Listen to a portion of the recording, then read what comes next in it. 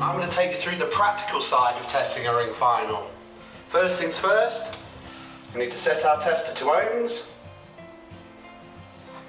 put our leads together and auto null. Once we've done this, our first stage is testing our live conductors. So 1, and then we record the reading. In this instance it's 0.05. Then do it for the blues.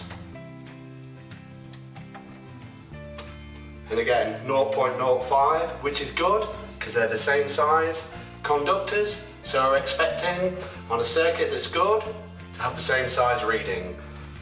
And once again we record them. Finally we test our errs. Now there's a calculation for working out what your errs should be. They should be 1.75 higher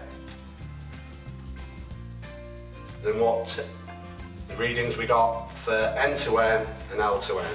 And in this instance, it's 0.08. So any of you that's good at maths should be able to work out that that's about right.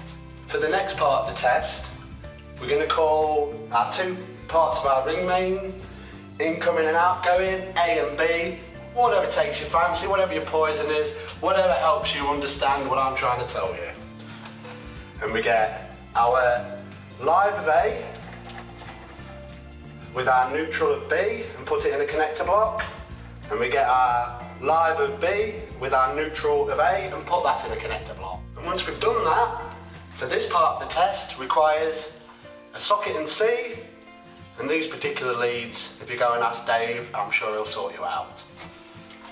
And once again, because we've changed our leads, the resistance of them has changed, so we need to auto null them, and we do that by putting them in there.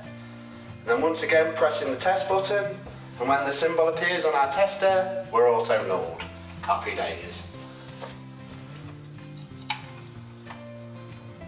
We go between live and neutral in our socket in C, plug it into our ring main, record the reading.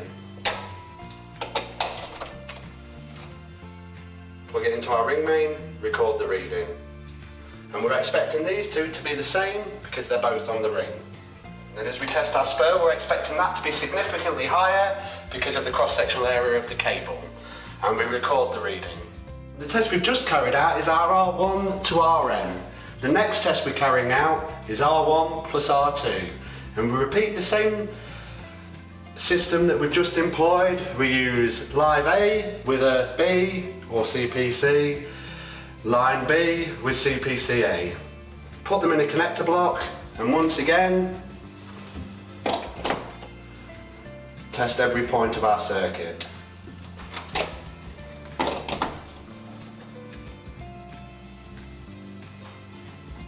And once again, we're expecting these two to be a similar reading and our spur to be significantly higher. And a good way of checking whether our readings are correct is to do a quick calculation. When we're doing R1, R2, it's our live to live plus our CPC to CPC divided by 4. And that should indicate the readings we get when we test these. And it's the same with R1 and Rn. It's live to live plus neutral to neutral divided by 4. And that will indicate to us what a good reading on the sockets are.